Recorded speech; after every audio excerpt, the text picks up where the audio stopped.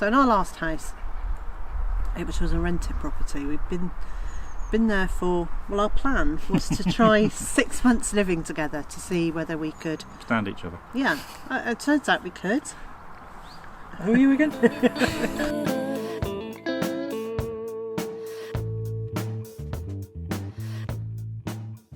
Not long after we'd done 6 months or so, and the house was kind of fairly cramped at that point, wasn't it? Well, we had 5 houses worth of stuff in it, I think was what it felt like. I suggested that we rented somewhere else, and you were not keen, were you? I didn't see the point in chucking the money away. In terms of, yeah.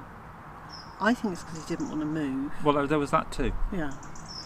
So I knew when we did buy somewhere together that was it. That was going to be our last home. Yes.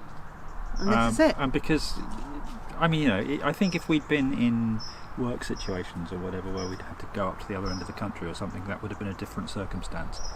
But because of the way things panned out, and because this place went from being convenient to commute to England and work that we don't have in England anymore, with a nice garden so this could grow a few flowers and a bit of fruit and veg, to the sustainable ecosystem that it is now, and Liz's work and my pleasure, and the fact that it was all able to happen in one space has been wonderful.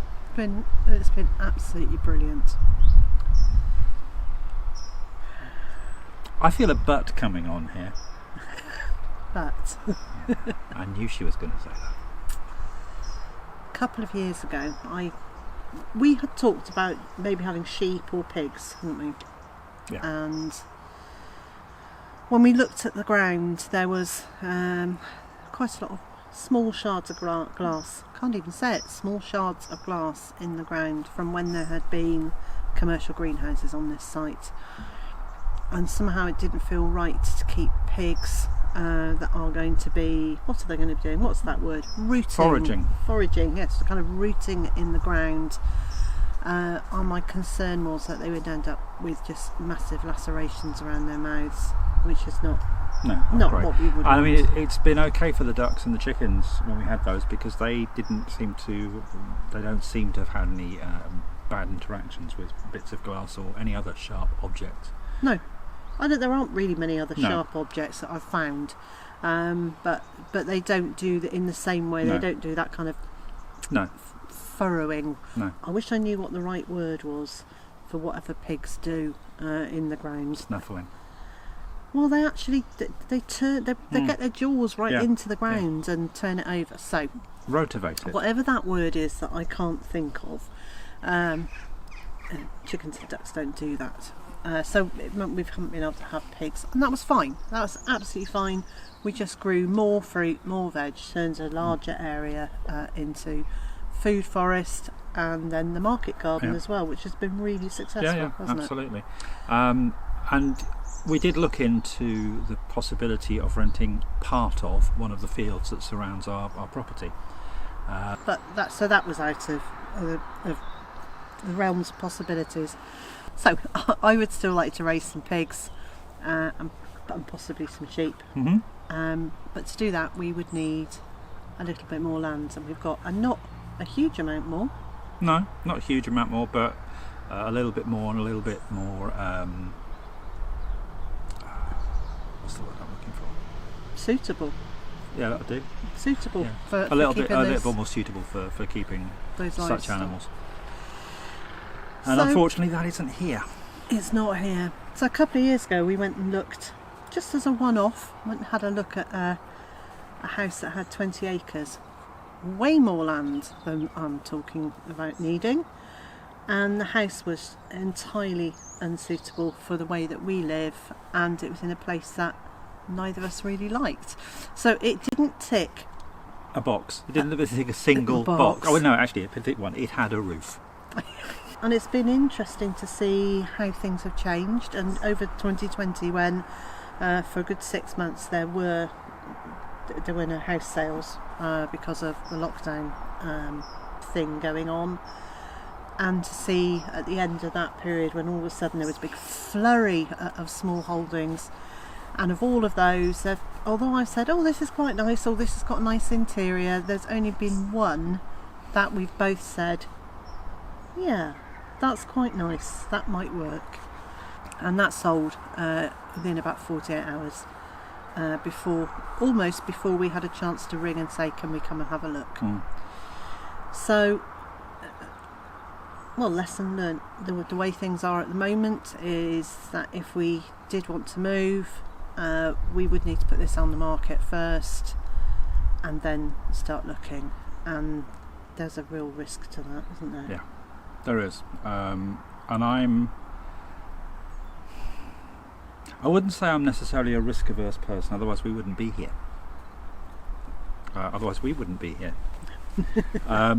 But it's a risk I am very, very, very wary of, because there are too many imponderables. Yes. And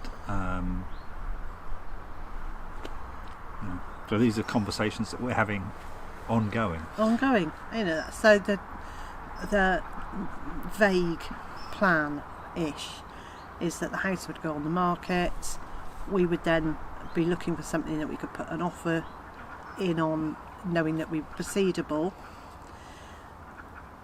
But neither of us want to be pushed into accepting somewhere because we feel the pressure to move. I'm absolutely not prepared to do that. No. I'm really glad that you're not either. No, absolutely. I don't want to, in another 3 years' time, go, oh, do you know, wouldn't it have been nice if... I don't want to do it in another 23 years' time. I just don't want to do it again. If we move, then I want us to be in a place that we will only leave because either we're in a box, or an eco-friendly pod or something, or we're going into something downsized because we can't cope with it anymore and we need to release some cash, and that's really the only two reasons I ever... To release cash to pay for our care in our... To be fair, those were the only reasons we were going to leave this place. But I thought it was important that we talked about this before the event. It's not something that you can do as a retrospective, really, is it? No. Well, and also we wouldn't be able to sit outside the house here after we've moved from it. No. That would be because if we do move, I'm never coming back, because I love it here so much. It would break my heart to come back in. Would it? Yeah. And I don't feel that way, and I've never felt that way about a piece of land. It's however much I love somewhere, we're only custodians of it. Oh, I agree. I think, and I'm quite happy to say, okay, someone else is doing that now. I'll be custodian of another place. And I get that. I think that because this is probably it's definitely the place I felt most settled and most comfortable since I was a kid. So the house I grew up in, which I did go back to a few years later, and I was kind of shocked. When I first met you, you told me about that, and you said it was actually, you were quite upset. Yeah, and it was irrational. I knew at the time it was irrational, but it just, I should never have gone. And so I've been back to places I've lived in since then, but they were places that just were a roof. Yeah. So it didn't really make it, there was no emotional attachment. There's emotional attachment here. I could go back to our previous rented property and wander around it. Yeah. It would take about 10 seconds because it was pretty small. Or even less in the garden. But it wouldn't pull at me at all. Happy there though we were. So that's where we've got to so far with our thinking. Where are we? End of September. Middle end of September, yeah. And the third week in September, isn't it? So the end of the middle. The end of the middle of September. We've got still a bit more thinking, planning, looking, talking, all of those things to do. And still getting on with everyday life. Absolutely. So I'm still planting up the garden as though we will be here next year, because we could be. We could be. The thing is, even if we did decide to put the place on the market and then start looking, because we aren't prepared to put ourselves in the position where we are being forced or rushed or I think I said bullied the other day, didn't I, into buying something just because we've got people breathing down our necks. we've got to work on the basis that until we find somewhere else, we're here. Yeah. And if that takes 12 months or 18 months or 2 years, that's what it takes. So you might be watching this in 2037, and it's just happened. Also, we have this fellow who's just walked across, but you can't see him, but we can. Monty. We have him to take into consideration as well, because it's got to be a Monty-proof place. Absolutely, absolutely. Easy.